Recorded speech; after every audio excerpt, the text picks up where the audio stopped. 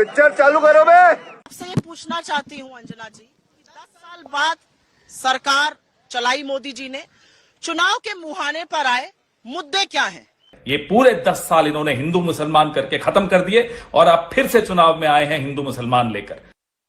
एक ही काम हैं हिंदू मुसलमान लेकर। क्या मुद्दा इन युवाओं का रोजगार है? क्या मुद्दा महंगाई है? क्या मुद्दा बढ़ती हुई गरीबी है? क्या मुद्दा ध्वस्त अर्थव्यवस्था है? मोदी जी के लिए वो सब मुद्दे नहीं है।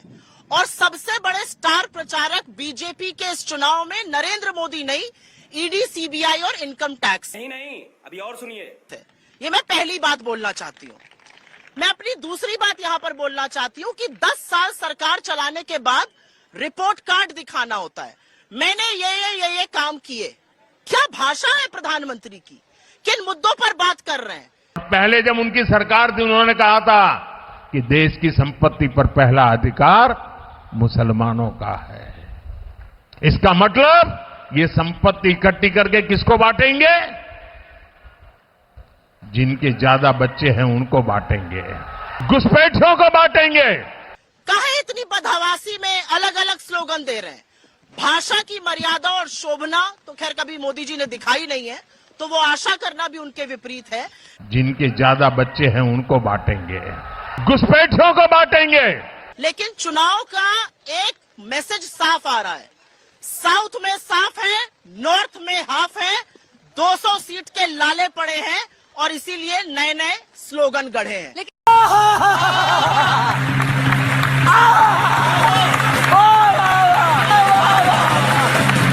आपसे सवाल नहीं पूछ पाई थी उस समय, माइक मेरे पास नहीं था। बोल। लेकिन जो भी राहत मिलनी है वो कोर्ट से मिलनी है। ना आप जज हो सकती हैं, ना शहजाद पूनावाला, ना Anjana.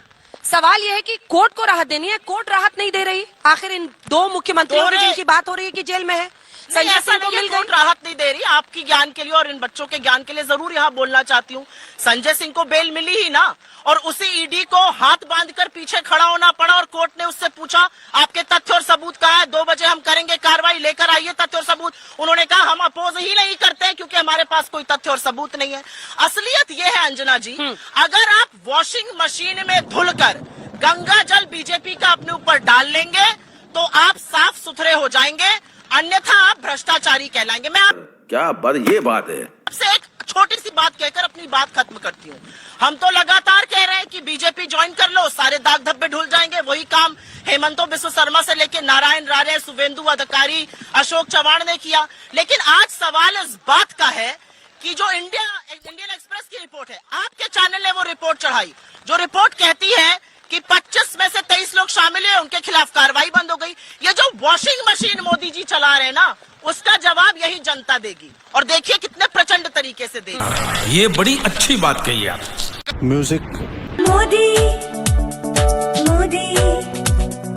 Washing powder Modi, washing powder Modi, झूठ और फरेबी सब छुप जाए, संगीन आरोप भी चुटकी में मिट जाए, चोरों की पसंद मोदी।